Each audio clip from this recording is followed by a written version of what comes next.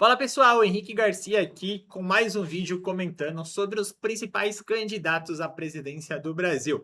E nesse vídeo aqui, estou trazendo para vocês mais um comentário sobre a sabatina que o pessoal lá da G4 fez. Então, sem enrolação, vamos direto para o que interessa.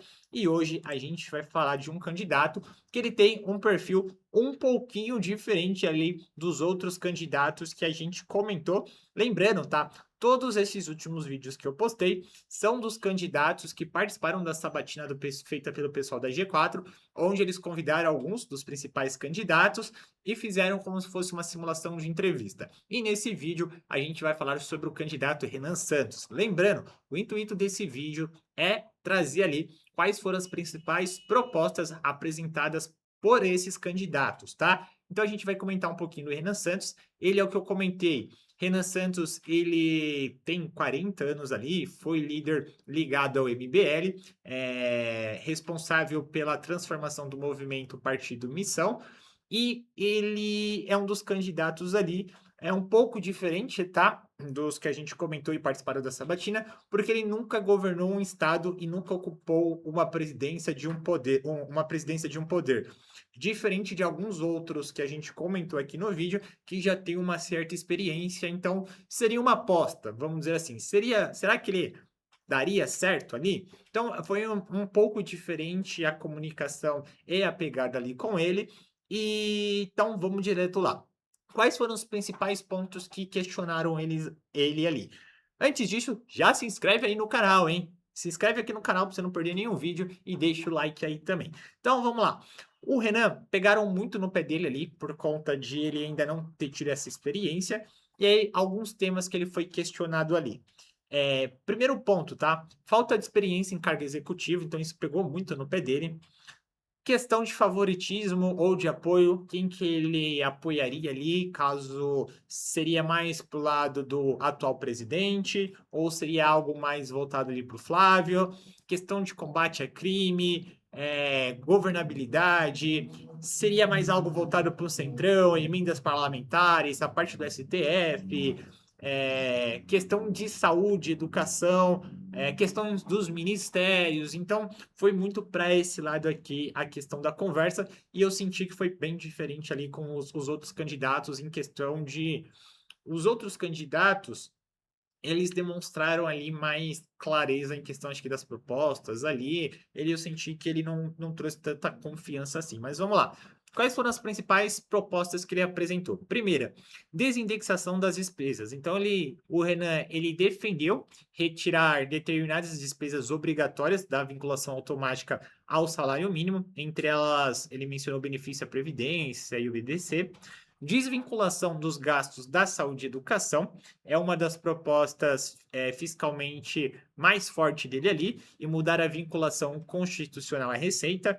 Uma nova reforma da Previdência, então ele defendeu ali uma reforma parâmetra, com alguns mecanismos automáticos de ajustes, conforme expectativas de vidas e redução de exceções. Uso das emendas como instrumento de incentivo fiscal, então foi um outro ponto ali que ele trouxe, em vez simplesmente de acabar com as emendas, ele propôs atrelar o crescimento delas à redução de despesas obrigatórias e aumento de espaço para investimentos.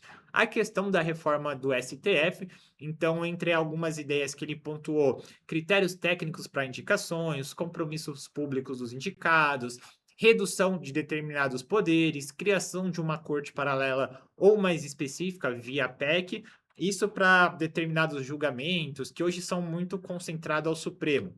A questão da desfavelização, que ele citou ali, então foi uma proposta um pouco diferente, que eu não me recordo dos outros candidatos ter trazido algo nisso, segundo ali o que ele trouxe, é um plano que prevê diferentes modelos conforme localização, valor econômico da área, que entraria em questão de urbanização, realocação de determinados casos, construção de prédios, entregas de títulos de propriedade, fazia parte de saneamento, infraestrutura ali. Então ele trouxe um pouco da conversa dele para esse lado também.